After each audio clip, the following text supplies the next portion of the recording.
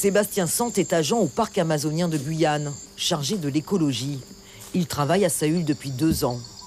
Sa mission est de recenser et de localiser la biodiversité, les espèces, la faune et la flore de cette région située en plein cœur de la Guyane.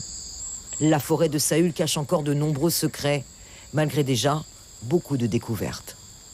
Très régulièrement, on tombe sur des espèces qui sont nouvelles pour la science, notamment des espèces végétales, et également des espèces qui n'ont pas été revues depuis leur description.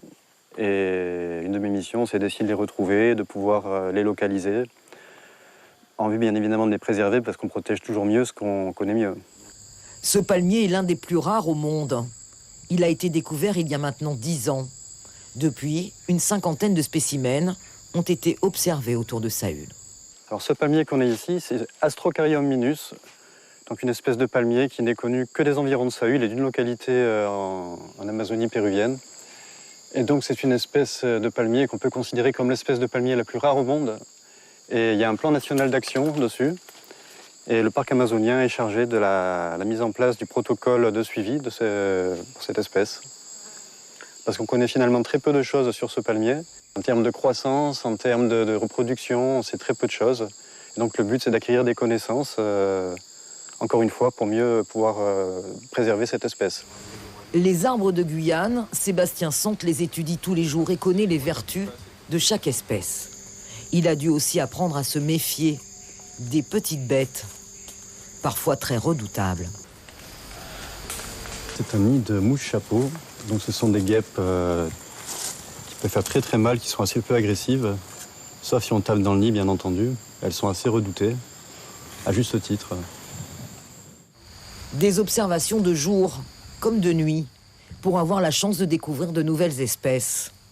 Et quand la nuit tombe, d'autres habitants de la forêt sortent des bois. On est dans un hotspot de biodiversité, c'est-à-dire qu'on peut trouver des grenouilles, des serpents, des lézards. Lors de ces expéditions nocturnes, Sébastien Sante a découvert une mygale observée pour la toute première fois en Guyane, puis au Guyana en 2007. L'une des mygales les plus rares au monde, facilement identifiable avec son thorax blanc.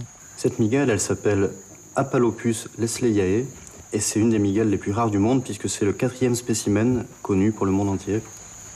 C'est très intéressant parce qu'on ne connaît absolument rien sur cette espèce. De pouvoir l'élever pendant quelques temps, ça va pouvoir permettre de connaître beaucoup plus sur elle, sur son comportement notamment. En Guyane, la faune reste très présente, même en plein cœur des villages. Au beau milieu de cette crique vit une faune très dense, comme ce petit caïman gris, âgé d'environ 1 an. Grâce à toutes ces observations, le parc amazonien de Guyane est en train de réaliser un atlas de la biodiversité communale. De quoi faire partager au public les connaissances sur la faune, la flore de Guyane et les récentes découvertes observées dans la région de Saül.